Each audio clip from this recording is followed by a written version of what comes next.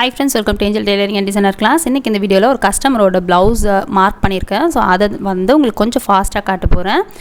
So videos எடுக்கிறதுக்கு கொஞ்சம் time இல்ல. நம்மளோட blouse tutorial classes-க்கு next வீடியோஸ் வந்து கூடிய சீக்கிரம் வரும். ஓகேங்களா? சோ அதுக்குள்ள கஸ்டமர்ஸ் வர்க் நிறைய இருக்கு அப்படிங்கறதால அதையும் பார்த்துட்டு இருக்கேன். சோ அதோட கட்டிங் நான் எப்படி பண்றேன் அப்படிங்கறதை உங்ககிட்ட காட்றேன். யூசுவலா வந்து எப்பவுமே நான் கிளாஸ்ல உங்களுக்கு எப்படி சொல்லி கொடுக்குறேனோ அதே மெத்தட் தான் நான் வந்து நார்மலா blouses கட் பண்ணுவேன். ஓகேவா? எல்லா லைன்ஸும் போடுவேன். சோ நீட்டா இருக்கும் ஃபினிஷிங். அதனால அந்த மாதிரி தான் பண்ணுவேன். நீங்களும் முடிஞ்ச அளவுக்கு நீட்டா கம்ப்ளீட் பண்ணுங்க. சோ உங்களுக்கு வந்து ஒரு சாட்டிஸ்ஃபேக்ஷன் இருக்கும். இது பாத்தீங்கன்னா எல்போ விட அதிகமா இருக்கிற 3/4 அளவுக்கு இருக்கிற ஒரு ஸ்லீவ். சோ இது பாத்தீங்கன்னா காட்டன் மெட்டீரியல், லைனிங் கிடையாது. இது வந்து நான் ஃபர்ஸ்ட் கீழ நம்ம எப்பவுமே போடுற மாதிரி லைன் போட்டுக்கறேன். ஓரளவுக்கு ஃபோல்ட் பண்ணி 13 இன்ச் இருக்கிற அளவுக்கு ஃபோல்ட் பண்ணி வச்சிருக்கேன். கீழ வந்து லைன் போட்டுட்டு அதுக்கு அப்புறம் நம்ம ப்ளவுஸை வந்து மேலே வச்சு அப்படியே நான் வந்து நார்மலாக நான் எப்படி மார்க் பண்ணனோ அதே மாதிரி மார்க் பண்ணுறேன். ஒரு விஷயம் என்னென்னா 2x2 கிளாத்தில் வந்து நம்ம 2x2 தான் அந்த ப்ளவுஸு வந்து 2x2. ஸோ அது வந்து கொஞ்சம் எக்ஸ்பேண்ட் ஆகி வரும். ஸோ அதையும் நம்ம கன்சிடர் பண்ணிக்கணும். ஒரு இடம் மார்க் பண்ணும்போது அதை கரெக்டாக பார்த்து நம்ம மார்க் பண்ணிக்கணும். 4 மார்க் நம்ம பண்ணியாச்சு. பண்ணதுக்கப்புறம் நம்மளோட பாடி அதாவது செஸ்ட் ரவுண்ட் நம்ம எடுத்திருக்கோம். நீங்கள் இதெல்லாம் உங்களுக்கு தெரிஞ்சுக்கணும் அப்படின்னு நினச்சிங்கன்னா நம்மளோட டியூட்டோரியல் கிளாஸ் வீடியோஸ் பாருங்கள். ஸோ உங்களுக்கு தெளிவாக புரியும். இது வந்து ஜஸ்ட் நான் வந்து என்னோடய கட்டிங் மெத்தட் காட்டணும் அப்படிங்கிறதுக்காக தான் உங்களுக்கு காட்டியிருக்கேன். இப்போ பார்த்தீங்கன்னா இதில் ஒரு 5.5 இன்ச்சு தான் ஷோல்டர் அளவு இருக்குது. அதை நான் ஆல்ட்ரு பண்ணி 6 இன்ச்சாக போடுறேன். அதே மாதிரி நெக்கோட டெப்த்து பார்த்திங்கன்னா 6 இன்ச் இருக்குது. ஸோ 6 இன்ச்சு இருக்கும்போது ஷோல்டரோட அகலம் வந்து 5.5 வச்சோன்னா ரொம்ப ஒடுக்கமாக இருக்கும். அதே மாதிரி நெக்கோட விட்டம் 2 இருந்தது. பட் நான் 2.25 போட்டிருக்கேன். 2.25 போட்டு நானே ஆல்ட்ரு பண்ணி ஷேப் கொடுக்குறேன். பட் கரெக்டாக இருக்கும். ஏன் அப்படின்னா நெக்கோட இறக்கம் கம்மியாக இருக்குன்றதால தான் அந்த ஆல்ட்ரேஷன் கொடுத்துருக்கேன். இது ப்ளவுஸோட இறக்கம் பார்த்திங்கன்னா 15.5 இன்ச்சு. ஸோ இப்போ வந்து நம்ம ஷேப் போட்டாச்சு. ஸோ ஷேப் போட்டதுக்கப்புறம் நெக்கோட ஷேப்பும் ரவுண்ட் ஷேப் தான் போடுறேன். இப்போ வந்து திரும்ப நம்ம ஆம்போல் செக் பண்ணிக்கலாம். இங்கே பாருங்கள், இப்போ நான் ஓப்பன் பண்ணி வச்சுருக்கேன். ஓப்பன் பண்ணி வச்சுட்டு இப்படி வச்சு பார்க்கலாம் ஆமோல் எப்படி வருது அப்படின்னு.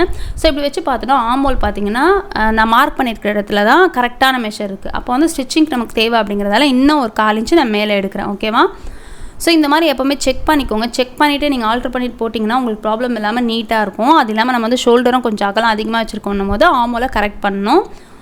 ஸோ பேக்குக்கு எந்த அளவுக்கு நம்ம அகலம் வச்சோமோ அதே அளவுக்கு நான் லைன் போட்டிருக்கேன். போட்டுட்டு ஆமோலும் அதே அளவு 6.25 இருக்குது. அதே 6.25 வச்சு நான் மார்க் பண்ணிடுறேன். ஸோ இதெல்லாம் ஃபாஸ்ட்டாக இருக்குது. கண்டிப்பாக வந்து வீடியோஸ் ரெகுலராக பார்க்குறவங்களுக்கு நம்மளோட கட்டிங் மெத்தட் புரியும்.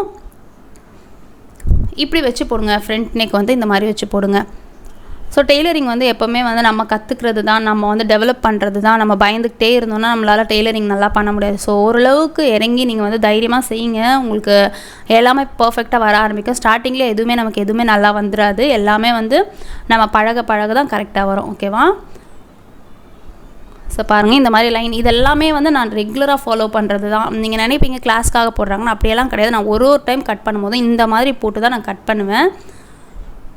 ஸோ இதோட ஃபினிஷிங் வந்து உங்களுக்கு பார்க்கும்போதே தெரியும், அழகாக இருக்கும். நம்ம பார்க்கும்போதே வந்து அந்த கட்டிங் வந்து நீட்டாக இருக்க மாதிரி கச்சன்னு நம்ம போட்டு நம்ம கட் பண்ணிக்கிட்டு இருந்தோம்னா நமக்கு ஸ்டிச் பண்ணவே இன்ட்ரெஸ்ட் இருக்காது. ஸோ நான் ஃபுல்லாக மார்க் பண்ணிவிட்டு அப்படியே வந்து கட் பண்ணி எடுத்துடுறேன்.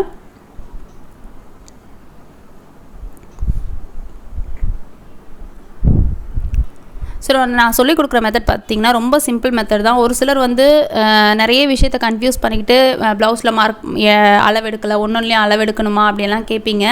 ஸோ நான் வந்து இதுதான் ஃபாலோ பண்ணுறேன். எனக்கு 100% சக்ஸஸான மெத்தடு. ஸோ அதனால தான் வந்து நான் உங்களுக்கு இதே மெத்தடில் சொல்லிக் கொடுக்குறேன்.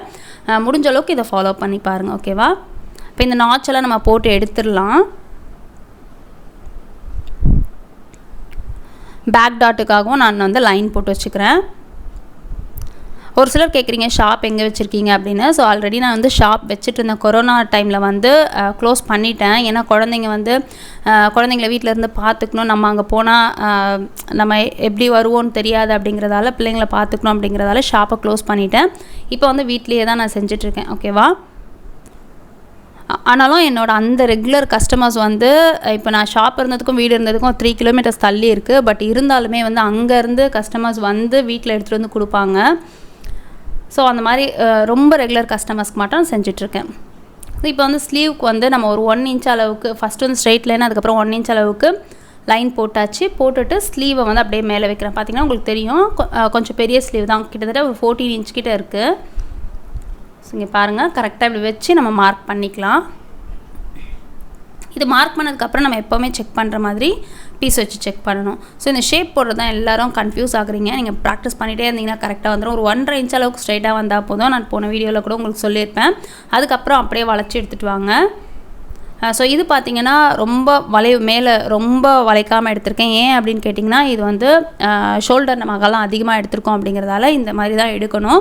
ஷோல்டர் அகலம் அதிகமாக எடுத்துகிட்டு கையை ரொம்ப வளைச்சிட்டோன்னா இழுத்துட்டு போன மாதிரி இருக்கும். ஸோ கொஞ்சம் வளைவு கம்மியாக வச்சு எடுத்துக்கலாம். இப்போ பாடி பீஸ் வச்சு நம்ம செக் பண்ணும்போது இன்னும் கொஞ்சம் முன்னாடியே வந்துடுது. அந்த இடத்த நான் திரும்ப மார்க் பண்ணிக்கிட்டேன்.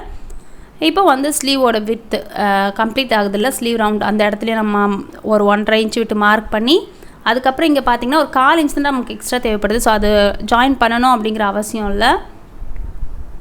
இப்போ வந்து இதை நாம் அப்படியே கட் பண்ணிடலாம்.